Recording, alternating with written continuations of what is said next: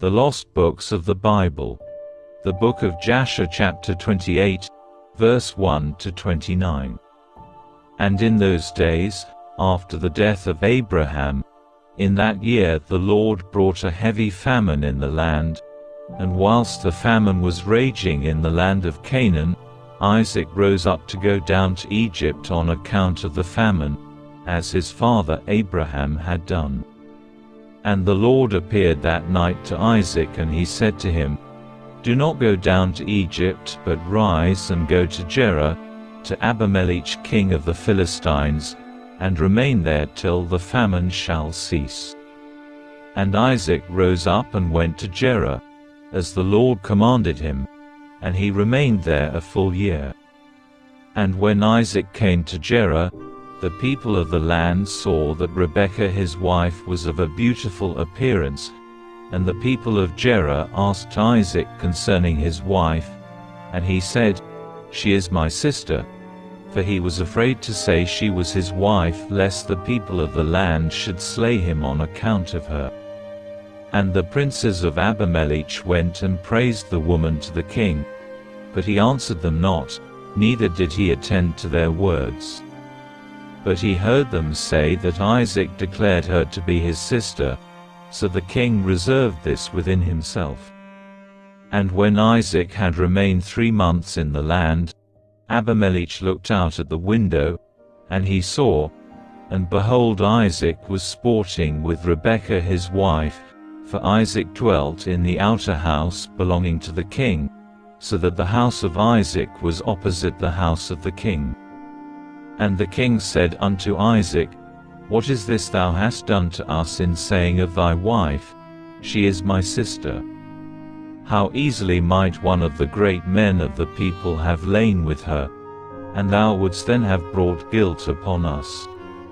And Isaac said unto Abimelech, "Because I was afraid lest I die on account of my wife, therefore I said, She is my sister." At that time Abimelech gave orders to all his princes and great men, and they took Isaac and Rebekah his wife and brought them before the king. And the king commanded that they should dress them in princely garments, and make them ride through the streets of the city, and proclaim before them throughout the land, saying, "This is the man and this is his wife. Whoever toucheth this man or his wife shall surely die." And Isaac returned with his wife to the king's house, and the Lord was with Isaac, and he continued to wax great and lacked nothing. And the Lord caused Isaac to find favor in the sight of Abimelech, and in the sight of all his subjects, and Abimelech acted well with Isaac, for Abimelech remembered the oath and the covenant that existed between his father and Abraham. And Abimelech said unto Isaac, "Behold, the whole earth is before thee. Dwell wherever it may seem good in thy sight until thou shalt return to thy land." And Abimelech gave Isaac fields and vineyards and the best part of the land of Gerar, to sow and reap and eat the fruits of the ground until the days of the famine should have passed by. And Isaac sowed in that land, and received 100-fold in the same year, and the Lord blessed him. And the man waxed great, and he had possession of flocks and possession of herds and great store of servants. And when the days of the famine had passed away, the Lord appeared to Isaac and said unto him, "Rise up, go forth from this place and return to thy land, to the land of Canaan." And Isaac rose up and returned to Hebron, which is in the land of Canaan, he and all belonging to him as the Lord commanded him. And after this Shelach the son at Arpachshad died in that year, which is the 18th year of the lives of Jacob and Esau. And all the days that Shelach lived were 433 years, and he died. At that time Isaac sent his younger son Jacob to the house of Shem and Eber, and he learned the instructions of the Lord. And Jacob remained in the house of Shem and Eber for 32 years, and Esau his brother did not go, for he was not willing to go, and he remained in his father's house in the land of Canaan. And Esau was continually hunting in the fields to bring home what he could get, so did Esau all the days. And Esau was a designing and deceitful man, one who hunted after the hearts of men and inveigled them. And Esau was a valiant man in the field, and in the course of time went as usual to hunt.